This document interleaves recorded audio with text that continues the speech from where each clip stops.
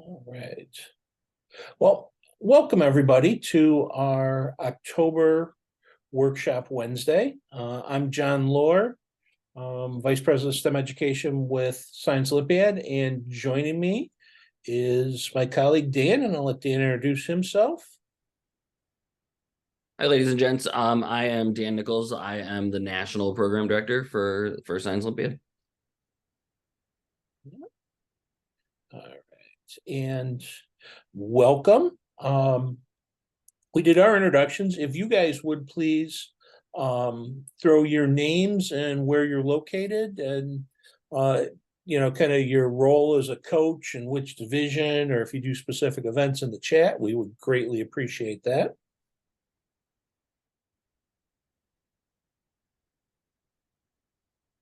And while everybody throws their information up, just want to go over a couple of reminders about the webinar and everything, that everything is being recorded.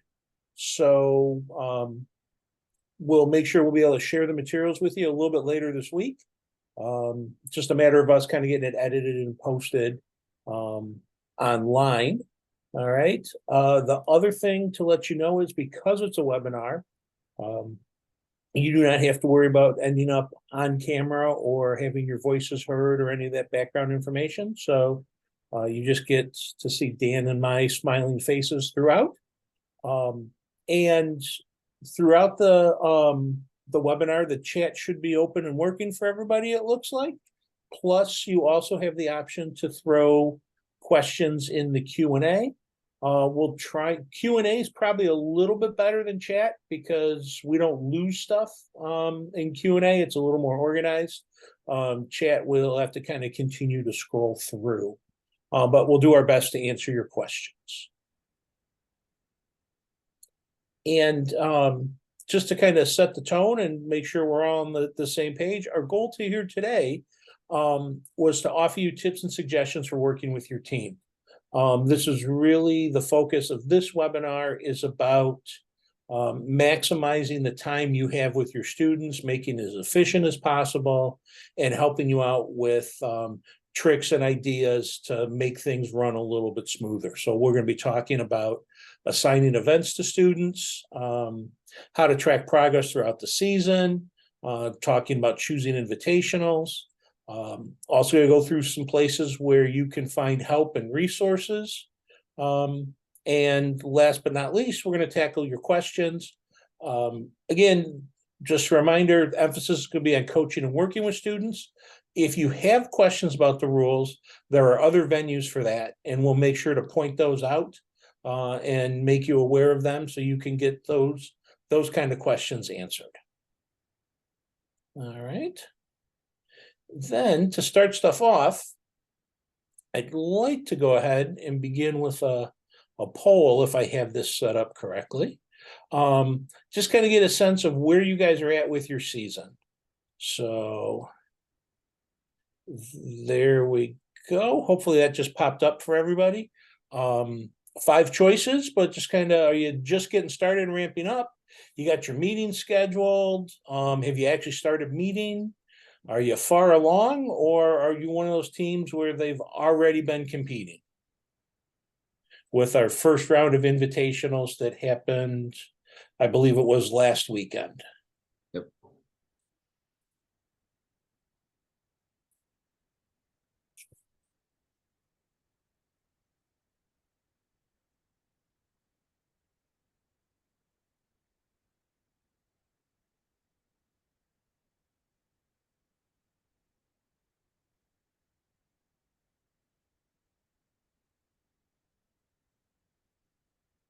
All right.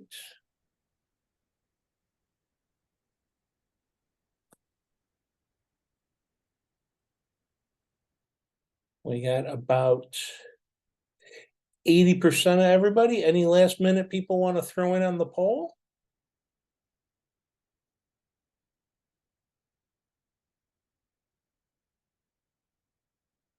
All right, I'm going to go ahead and end it and share out the results. So if you look at the results, it seems like everybody's sort of in the the place of you kind of got some plans in place, you've just gotten started. Is sort of that middle ground, which is fantastic. It's a very natural place to be at this time of year. I can remember when I was in the classroom, we didn't start until after Labor Day with the school system, and the thought of trying to get any after school program going in the month of September was just seemed like a ridiculous challenge or a ridiculous goal to have. So I am right there with you guys on getting rolling. All right, let me close that out. All right. I wanted to talk a minute and kind of start with one of the big issues that we often hear from coaches, and one of the big struggles is, hey, what's my team? And how many kids, and I got to find kids. And I think one of the places of confusion comes in terms of the number of students and how many kids you're looking for. And in my mind, that always came down to the distinction. We say you can have 15 kids on a team. That's the number of kids that you're allowed to compete with at any given tournament. Is the maximum number of kids you can have is 15. However, you're going to need more than 15 kids to get through a season, if at all possible. So you can think about it in terms of your program involvement, and you can have a lot more kids involved in the program. They may not be competing at every single tournament. Dan, you want to talk about a little bit about your experience with Whiting and getting kids? Yeah, so I guess the biggest advice that I would give you on trying to get students on your team, don't ever underestimate the power of a personal invitation. During those teen years, I think the students, when an adult comes to them and says, "Hey, John, I think you're really good at science. I see the way you handle yourself. I see how you do things in the classroom. Maybe you should think about joining Science Olympiad." And most of the time when I would approach students and give them that kind of personal attention, that personal invite to the team, they would at least give it a try. They would at least come out and see what it's about. Usually it wasn't a flat out, "Nah, I'm not interested." That personal invitation, that personal touch gets kids at least interested in seeing what it's all about. So I would do that. That was one of my things that I would do. I taught freshman biology, and I would see those freshmen that I thought had aptitude and that would be a good fit on the team, and I would personally invite them. And so that's one thing. Don't sleep on that. Make sure that you are doing that. Don't just put out a general call out in the announcements or whatever, and then be disappointed when kids don't show up. Talk it up. I would always try to show a little video clip or something early on in the year with some of my classes. If we, lost something to an assembly and I had a class that was off, we would kind of do some recruiting then as well, trying to get those kids interested in that.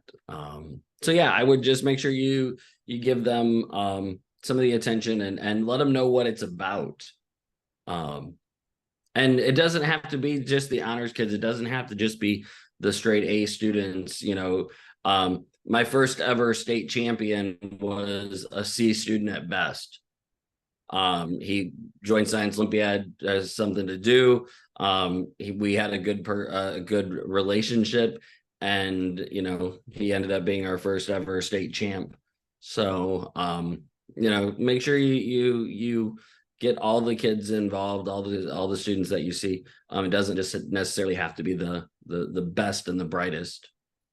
Yeah, and building off of that, there's been a bunch of research and kind of teen psychology or group dynamic thinking, and they talk about it as the kids kind of sort themselves into one of three buckets.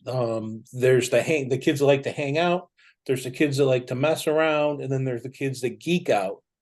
And clearly we all could think of the geek out kids, right? These are the real intense, real dedicated, this is a student that's going to want to do, as many events as they possibly can.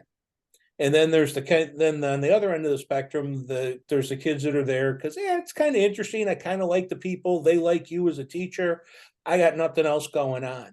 And the beauty of the framework for Science Olympiad is you can leverage all those different attitudes on your team, and every one of those kids has value for you in supporting the team and supporting the effort and helping to address the events. And you mean your challenge obviously is to then kind of balance those interests and kind of balance the kids across different activities.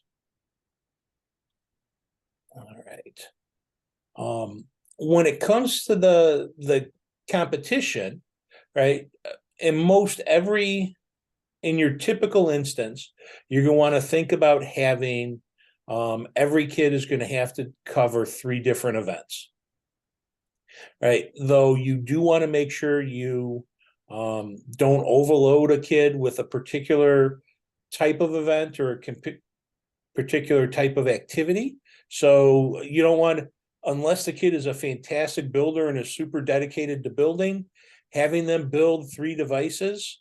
Don't be shocked if it comes time to compete and go, yeah, I'm not quite done with that one yet. And you have a last minute building session. You also don't need to have experts in every seat. We could talk about this. The idea is to try and come up with the balance of your kids, and you're going to want diversity. Oftentimes we talk about, well, how do you figure that out and how do you do it?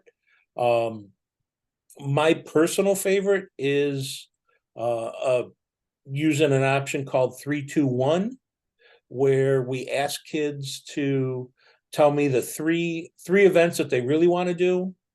What are 2 events that if I asked them to or we needed them to, they'd be okay with doing? And what's the absolute 1 event they want nothing to do with at this time? They have absolutely no interest in doing. And that doesn't necessarily mean you never get a kid who puts what event do we want to hate on? Detector building. Yeah. So a kid totally puts detector building as my number one, as his number one. Like, I'm never going to do detector building. Well, in fact, you may need that student to do detector building, but at least you know how much they hate it going into the conversation, as opposed to assigning them and thinking that everything's all right. Dan, you want anything to add? Yeah. So when we were doing this, I would get the schedule and we would go through conflict blocks. And then we would create a spreadsheet that we would have the students fill in, like, what events do you want to do. And they had to sign up for at least one event in 4 time blocks. So basically we had them sign up for 4 or 5 events. And we only had a certain number of slots available on each one of the events, because everybody would want to do forensics, and you'd get 14 kids wanting to do forensics and nobody that wanted to do chem lab, or they didn't want to do anatomy and physiology. So we only had a limited number of slots.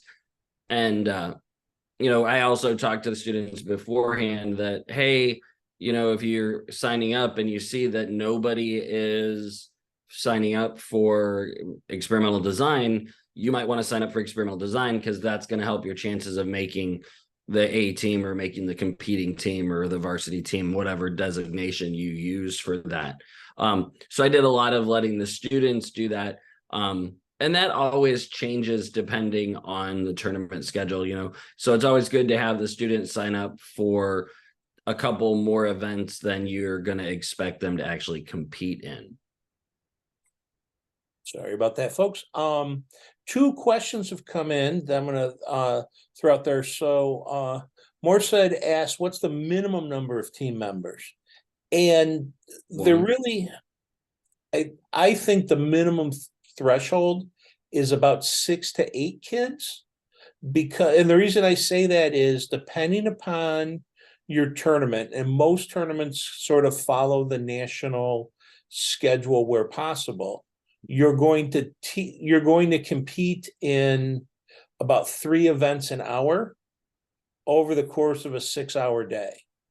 So, and with each event being 2 people, you probably want to then have, so that gets you to your 6, and having a couple of extra just in case, or to allow kids, to take a break or go to the bathroom, or cover one of the building events that typically end up being self-scheduled. So those events, most tournaments will allow you, if you're testing a device, to sign up for when you want to test the device. And the second question Dan's throwing in the Q&A came about regional competitions and conflict blocks. Okay, how do I know which events are taking place at the same time? This is from Mary. Mary, typically what happens is if you look at the back of the rules manuals, either for Division B, so the middle school, or Division C, the high school, we publish the schedule for the national tournament. And probably 80% of all tournaments try and follow that schedule. And even if they don't follow that schedule, they'll at least make sure that teams or events that are scheduled at the same time stay at the same time on their schedule. And the way you sort of read the schedule to figure that out is you pick a team number and a time. So teams 1 through 10, and you look at the 8 o'clock hour and you see which events are competing at 8 o'clock. And there should be 3 events. Then you move on to the 9 o'clock hour, the 10 o'clock hour. That'll show you sort of the events that compete together and can be conflicts for kids. All right. So John, on that note, we also have sample schedules on the website for 1 hour time block, 2 hour time blocks, and 3 hour time blocks as well. So if you're looking for the conflict blocks and you look at, if you don't understand how to do that from the national schedule, go to the 1 hour block schedule for B or C, whichever your division you are, and that'll give you the conflict blocks. Yeah. Also, if you have a regional that's not necessarily following the conflict blocks, you may want to send them that PDF saying, hey, this is a sample schedule of, using the national thing. So Dusty, that may help you with, your regional, so they can do that. All right. Another question that we had in the Q&A is, if the school has more than one team, can they mix up the team members for the states? So you have to designate what 15 team members are competing on that team at any given tournament. They do not have to be the same 15 kids that competed at regionals. So you could mix them, but if I'm understanding the question right, you only have the 15 kids on the roster competing on that day. So they could come from 2 different regional teams to make up your state team. They just couldn't compete on 2 teams on the same day.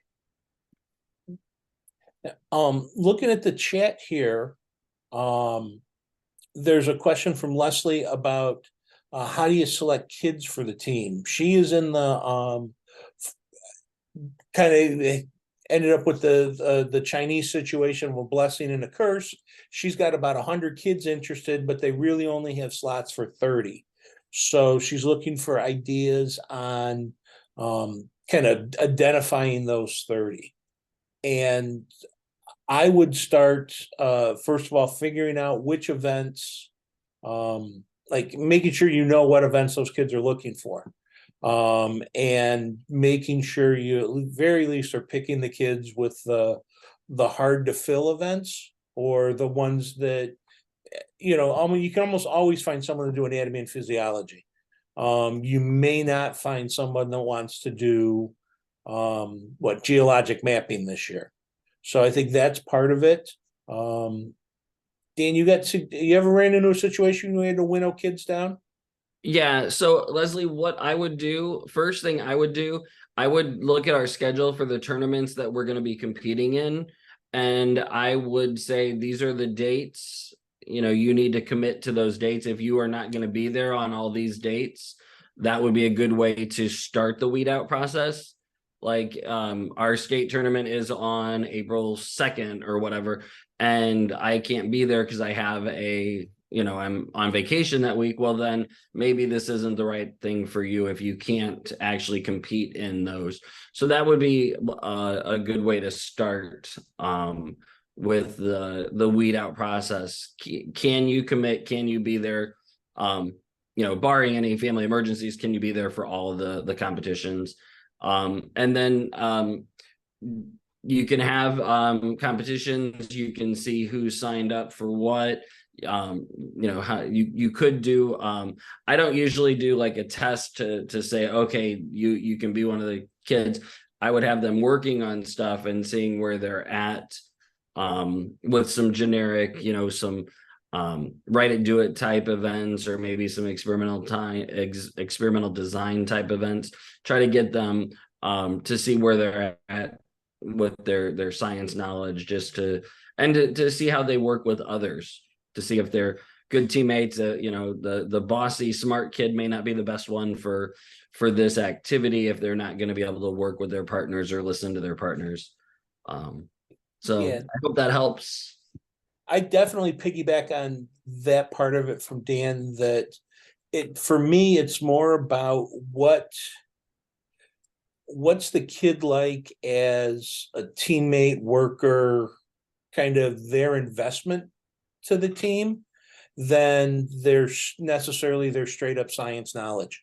Because you hope over the course of the 20-30 weeks you have to prepare for a tournament, you can beef up the kids' knowledge. But if they're just a miserable teammate to be with, or they're not showing up at practice because they're one of these kids that's overcommitted to 9 million activities, or that kind of stuff, seems to be would be sort of the deal breakers for me in that regard. Moving on, we got a question from Ravi about how much school involvement is required. Are there dedicated mentors assigned from the school? What are some of the good practices that schools follow for successful engagement and results? So Ravi, it is supposed to be a school-based competition, and the teams are supposed to be school-based, so there should be some connection with the school, even if it's just the principal has designated a particular parent to be the coach or being part of the program. Ideally, you'd love it for it to be a science teacher, right, or someone knowledgeable in science. But we have teams that are coached by teachers from other subjects, just because they sort of like the activity, they like coaching academic programs. And we hold some of the good practice stuff until and engagement stuff for a couple of slides, because I think we're gonna throw some ideas out there for you. So there's a few questions in the chat that I'll answer. They're talking about regionals, and are you allowed to have one team or more than one team?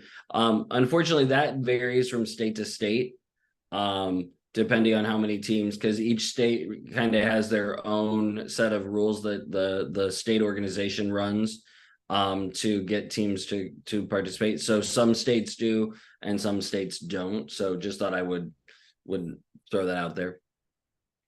And real quick, Mary had a comeback. She found the block. The numbers refer to to your team number, And it's just an assumption for the national tournament. We take 60 teams and we take 60 high school teams and 60 middle school teams.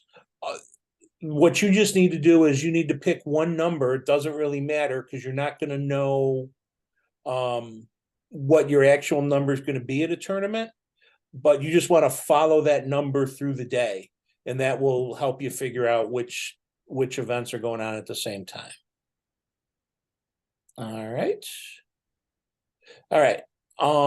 We got a bunch of stuff and great questions, guys. We're going to let us go a couple of slides and touch on some other stuff and see if we address it, okay? And we'll swing back.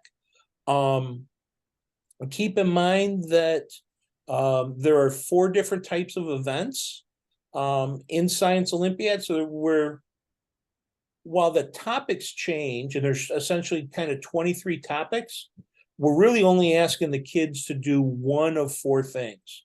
We have core knowledge events where they have to learn a lot of stuff and take a test. We have lab events where they have to learn a lot of stuff, and then they're going to show up at the tournament and do something with that knowledge. We have build events where you're given specifications and some general parameters, and you have to build a device that meets those parameters, and you're going to test it at the tournament.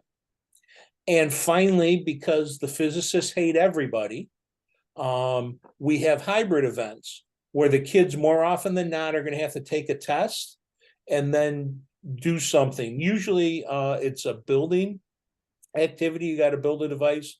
Like this year for wind power, you're going to take some tests about wind and alternate energy, but you're also going to have to build sort of the fan to generate power.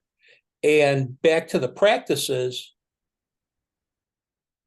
I think one of the mistakes a lot of new coaches make is you try and treat all 23 events differently. And yes, the content's different, but what the kids need to do to get ready for the event is very similar. So for a core knowledge event, they have to collect and study a bunch of information.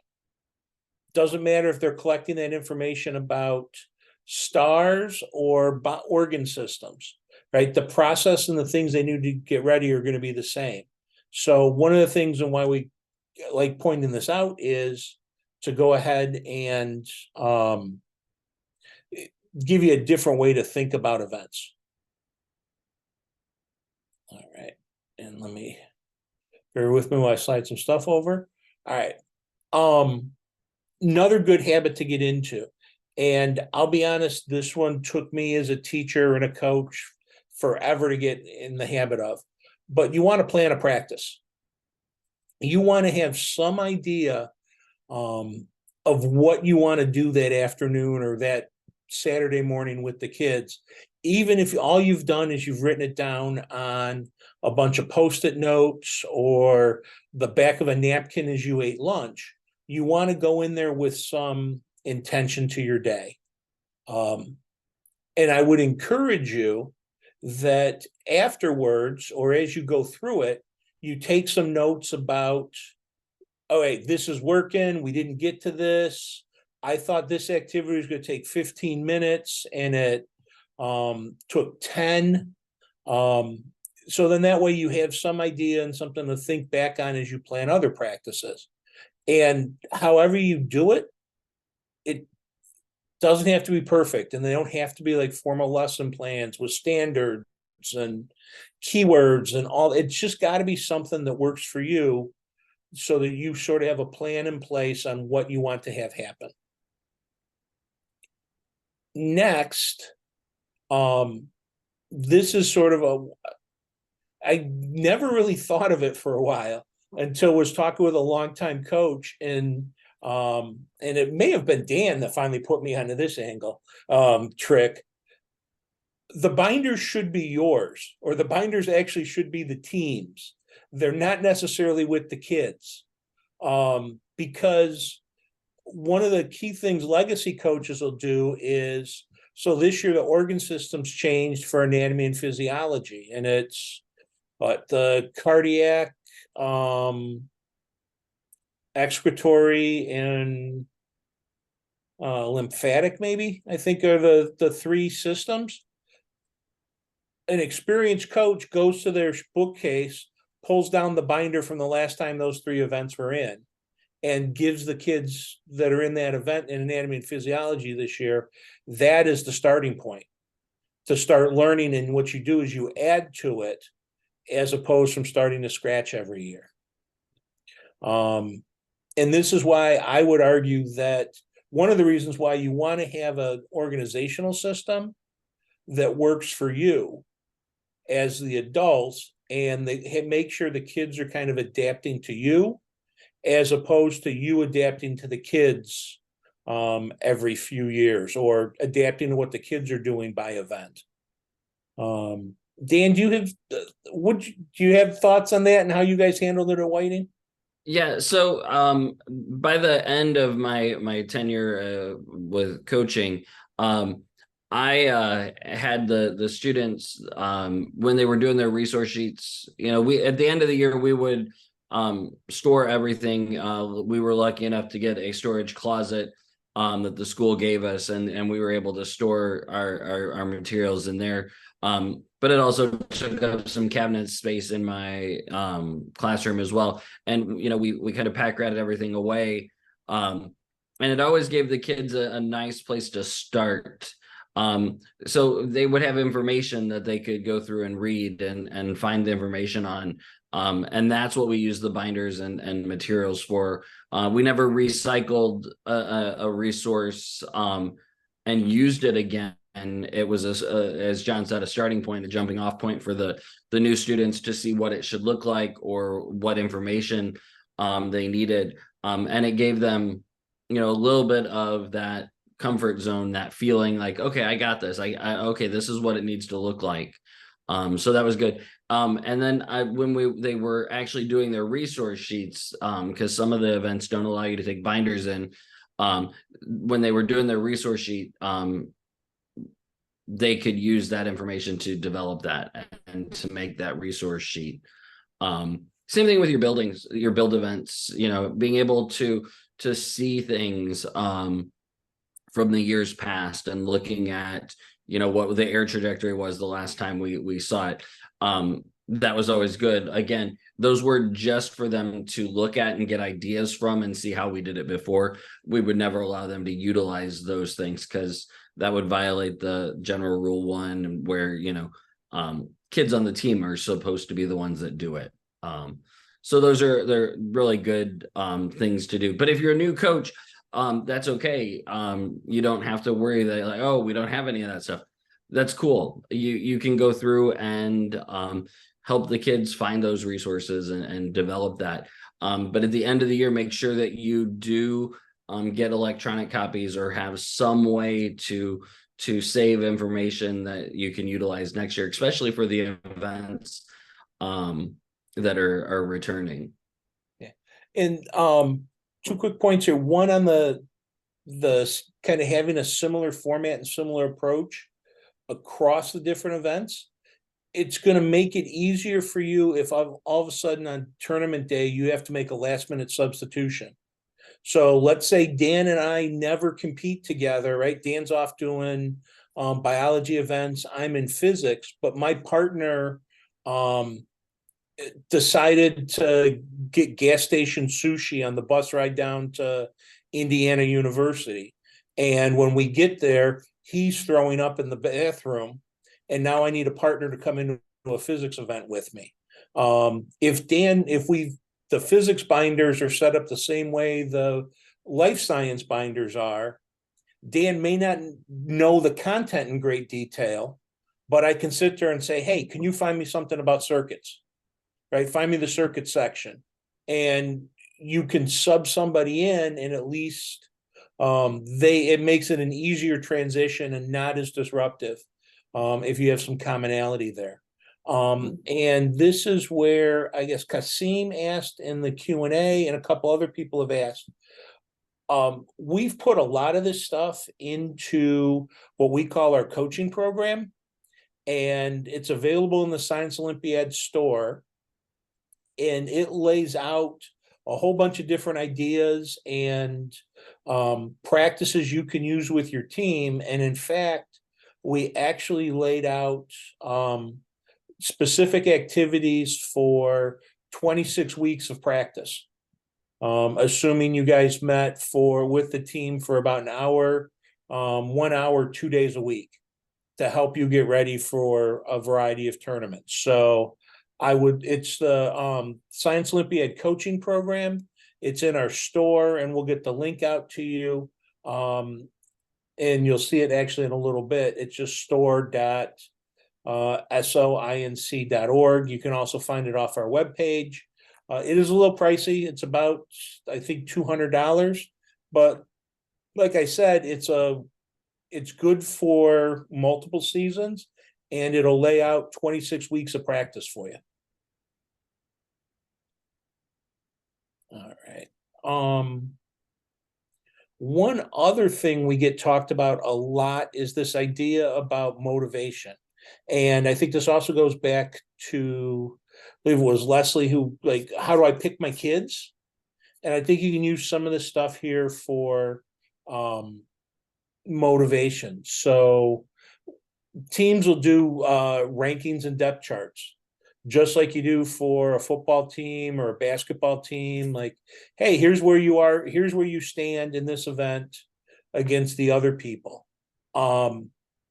I think the three things, if you're going to do that, you want to make sure you're collecting data often. You want to be transparent about the numbers and the data and like how you're evaluating people, how the rankings are going. And you also have to have change.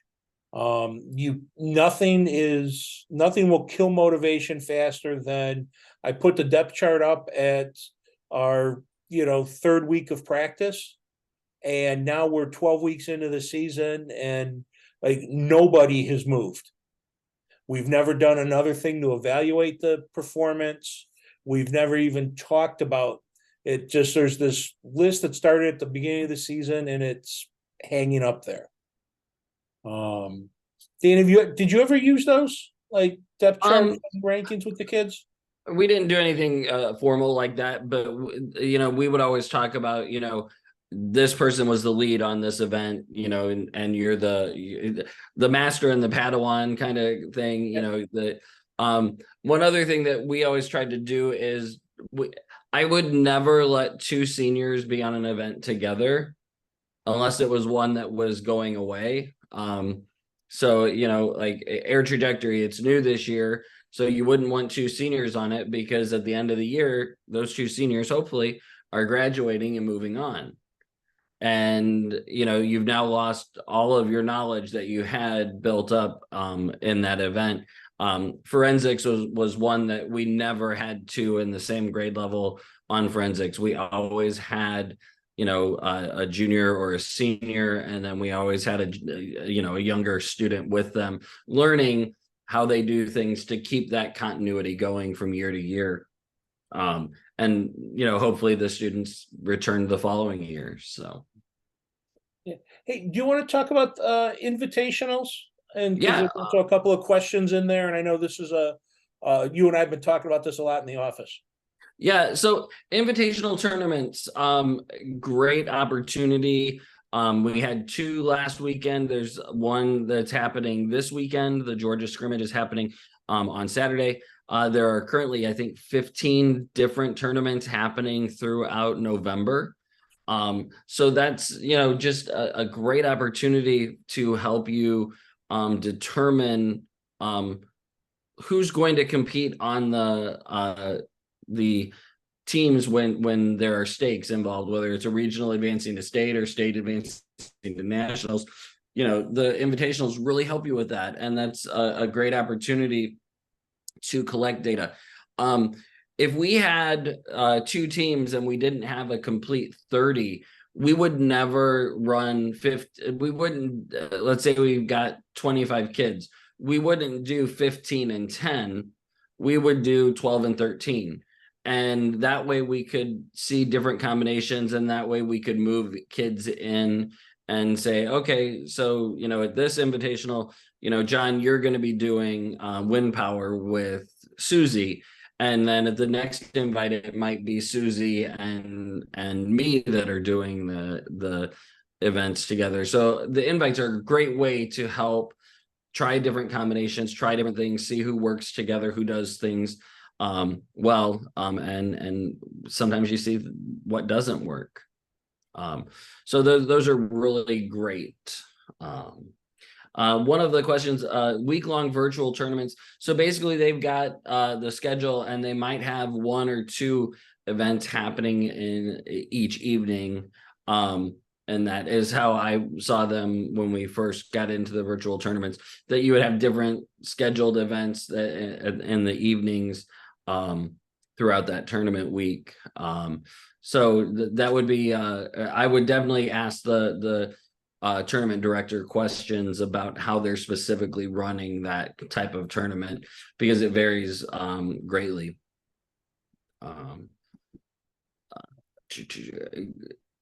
Getting parents involved for invitationals. We used an online sign-up tool like Sign Up Genius. We would email the parents, which we would collect all the parent emails at our parent meeting. And we would have the parents fill out their email addresses and their phone numbers and that contact information, just to have all that early on in the year.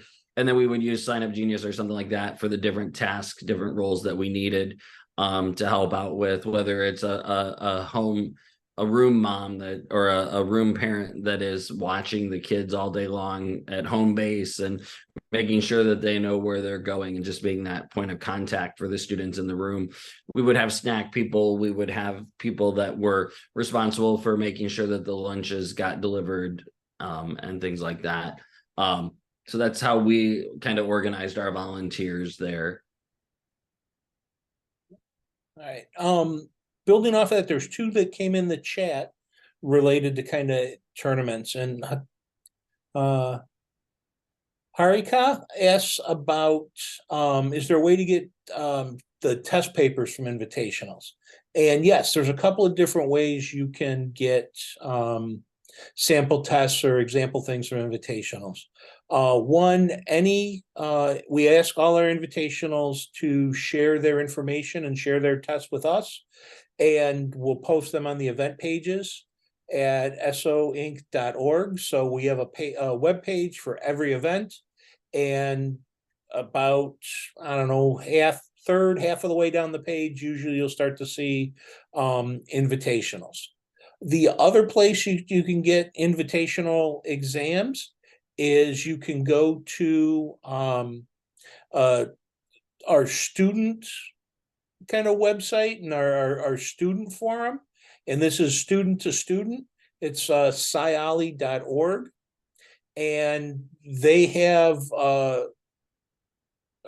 probably a decade worth of sample tests from different invitationals and things posted there. They also, some students will do a test exchange. So I went to the MIT Invitational and have my test from the MIT Invitational, and Dan went to University of Texas, Austin, and I'm willing to give him my test from MIT if he'll email me his test from University of Texas, Austin. So there's a broker, network there. The only thing I will always say about Sciali is it is student to student. So it can be the Wild West. And the kids kind of, unfortunately, like all a lot of online activity, there are scammers and not so nice people out there. All right. Second question so you got to kind of beware as you're exchanging stuff. Ingrid asked a question about how do you sign up for invitational tournaments. Dan just put the link into the chat. Any invitationals that let us know, we try and put their information up. We tell you what the format is. Typically, you're either going to see in-person or satellite are the two most popular formats at the moment. We also will tell you if there are restrictions based on division. There are sometimes there will only be a high school only invitational or a middle school only invitational. Yeah. And then it's up to you to contact the tournament coordinators for their registration process. One thing I will say about invitationals is that they, on regard to kind of registration and the administration of them, these are typically other coaches and other teams running invitationals, or our alumni chapters running invitationals. So you're going to get, you can have varying experiences at invitationals. And so sometimes the logistics aren't going to be the greatest if that's just not their, that doesn't happen to be those people's strong point. The other thing that you need to be wary of when you pick invitationals is the level of competition. And Dan, I'm drawing a blank. You had a very tactful way of describing it. What was that, John? You had a tactful way of talking about the level of competition you might see at an invitational. Oh, yeah. So yeah, some of the invitationals they want to run the national tournament. So they actually will say that we're running things the national way. So I mean that's something that you would probably want to check in with the tournament director and say, hey, what level of competition are you expecting? Are you guys following the regional rules for the events, or state rules, or national rules? Which set of rules are you doing? Because there are a lot of invitationals out there that do have students that are writing tests, especially college students that are writing tests, and they want to be the national event supervisors, so they're writing at the national level. So just something to be aware of when you are picking the tournaments that you want to go to. And we do have links for those invitationals that provided us links. We do have the links there, so you can click on the link on that page that I shared with you there in the chat. So yeah, and it's invitationals are probably the coolest evolution of Science Olympiad, is the desire of people to do more tournaments and to do these invitationals. And probably one of the best things for us to come out of the pandemic and the forced isolation is the ability to do these, in a way, to do these satellite invitationals, because it just gives you way more opportunity to compete and your kids to practice and get information. Just make sure if you're a new coach, you understand what you're getting yourself into, right? I don't to think of, if you'll bear the analogy, my son's high school basketball team, for as good as they were, I would not want to see them out on the basketball court against the Lakers. Right? They're just the level of difference in the game is so much that if what you're trying to do is be motivating and build excitement and all the rest of that, if you don't watch out for those levels, you may have the exact opposite effect. All right. So, all right, I'm going to skipping. There's some other motivational things, but I do want to highlight this, and we will send, when we send out information about the recording and the link, we'll also share a copy with everybody. One of the things that we ran into and coaches struggled with is, particularly during the pandemic, but I mean, it can even happen with a big team. How do I stay on top of what is going on? And what I ended up doing was I modified a tool we used from when I was doing collaborative coaching work for my district. And it's just, we call it an interaction log, or it's a check-in log. And it really asks the kids to fill out a couple of different questions and give you a sense of what's going on. So one box, they tell you what they think is going well. The other box, they sit there and talk about what they think needs improvement. Then they make a commitment on what they're going to do to get better or between now and the next time you guys check in. And there's also a box for you as a coach to write down things you're going to do. So it may be, hey, we need, I need a new book on the forests, right? Or I need the Audubon guide on the forests of North America.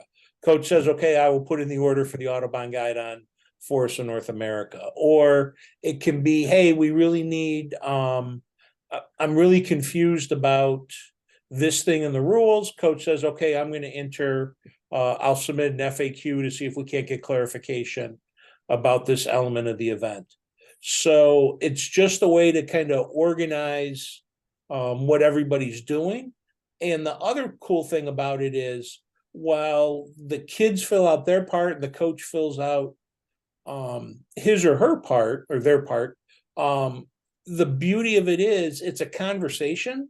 So if you have students that are getting all worked up over the fact that, hey, we're only getting 80% of the stuff right on the excretory system, and the coach can have the conversation with them like, hey, 80% is good enough. Now it's time to move on and start learning about the lymphatic system. Or you guys can identify, you can identify 7 out of the 8 hair samples you need to. Now it's time practicing. You should practice on fingerprints or do stuff. So it's just kind of a tool to think about using with the kids. All right. And apologies, all right, we've already kind of talked about the invitationals. All right, we've been tearing through questions. Right. Anything else related to what we've been kind of tackling to this point? Jocelyn, I see your question about finding people and recruiting kids, and I think Dan's putting some answers in there for you. Actually, I'll just answer it. Okay.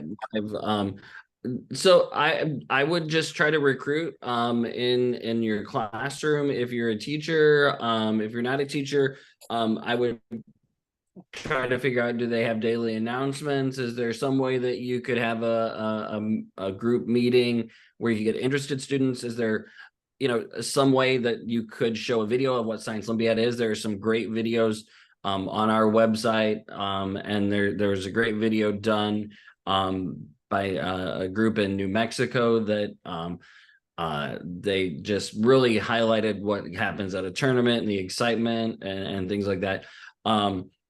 Try to show them what this is about and how much fun it is, and all the opportunities that you have to gain knowledge. And if you're at a really competitive school academically, you may want to talk about the benefits of having Science Olympiad on your college app, on your academic resume, because that does have some clout to it in a lot of different universities. The other thing I would add is when you also, and this is a place where you can leverage some of the activities we do with the elementary kids, because they have the kids do some of the stuff, right, is a great way of getting them to be engaged with Science Olympiad. And the elementary activities are nice because the content's the same, it's the materials that are different. And the materials are usually going to be lower cost and more easily available. But a kid building trying to build a straw tower to hold up a tennis ball, the principles are still the same as you would when they come to building a structures event.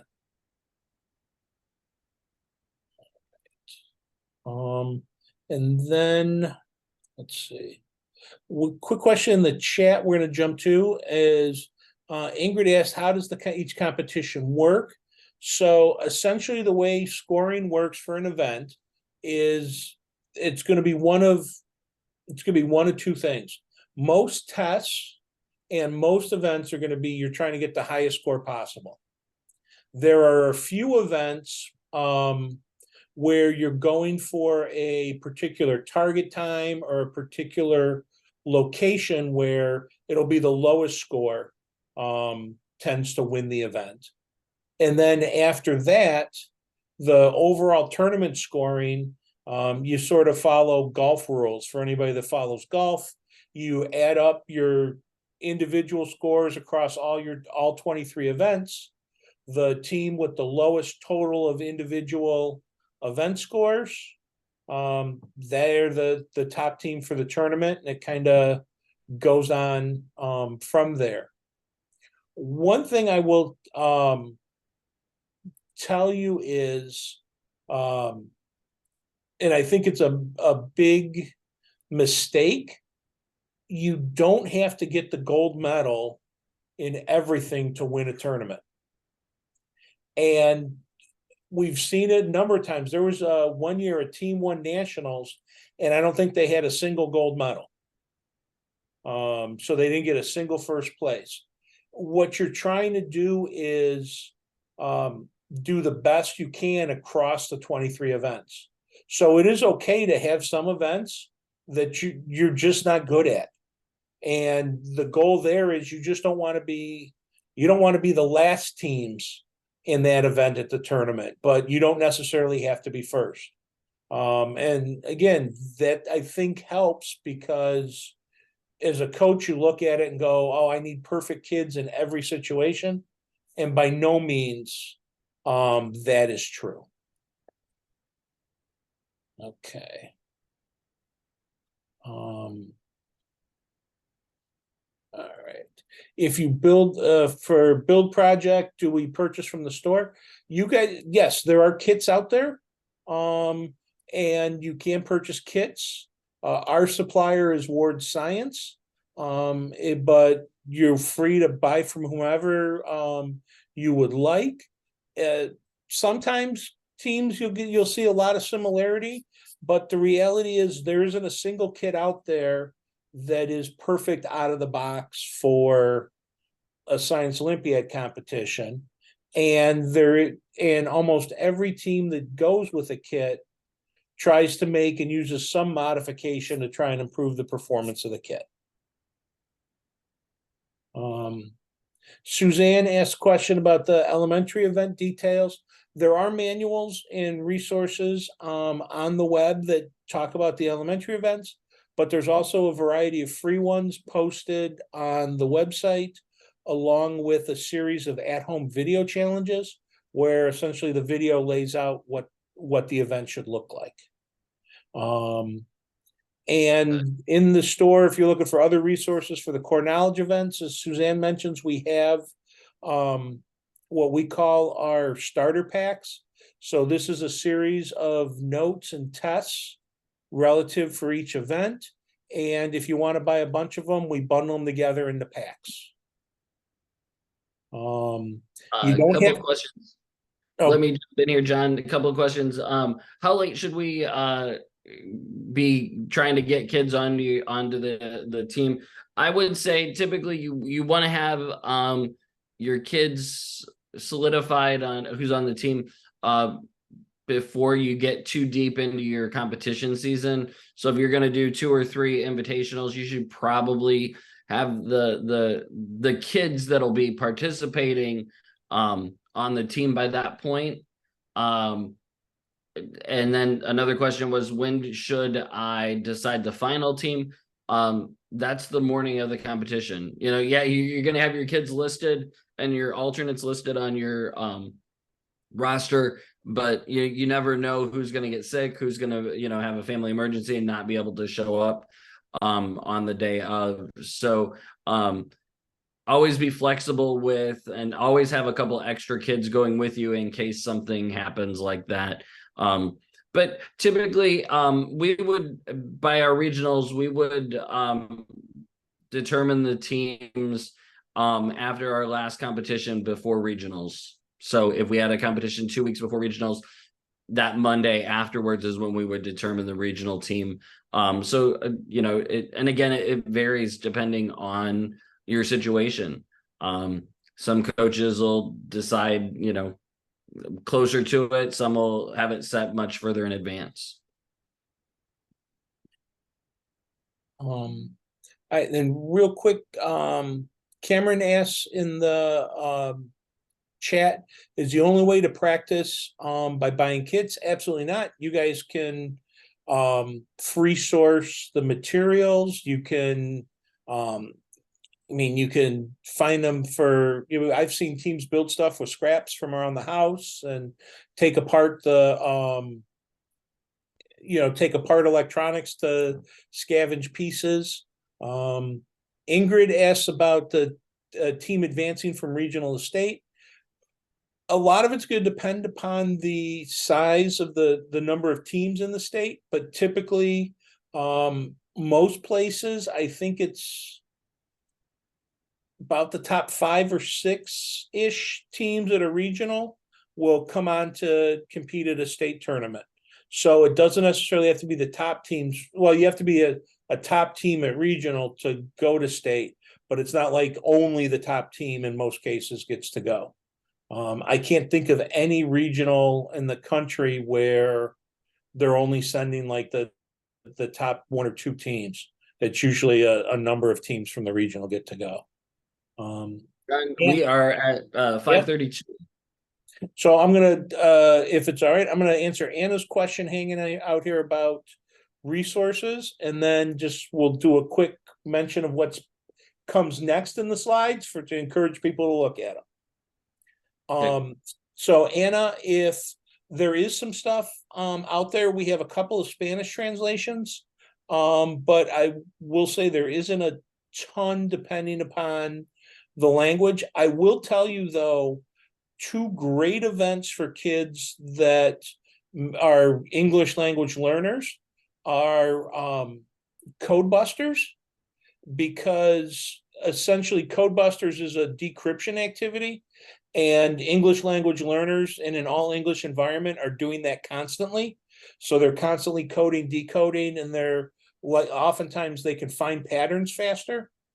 And last but not least, the other great one is, especially if you pair them up, is Write It, Do It. Kids can be great at Write It, Do It, and it's just sort of an easy one to get their heads around. Following this, we have a whole bunch of slides on where to get help, kind of walks you through a bunch of different resources, and talks about it. I will say, we mentioned about getting help with questions about the rules, FAQs and rules clarifications. And you can find those if you go to the Science Olympiad website, click on menu, and if you scroll straight down, you're going to see a link that says FAQs and rules clarifications. So if you got questions about the events, that's where you can ask them. We take you through a whole bunch of our website, the store, some resources that we talked about, the coaching program, wards, our partner sites.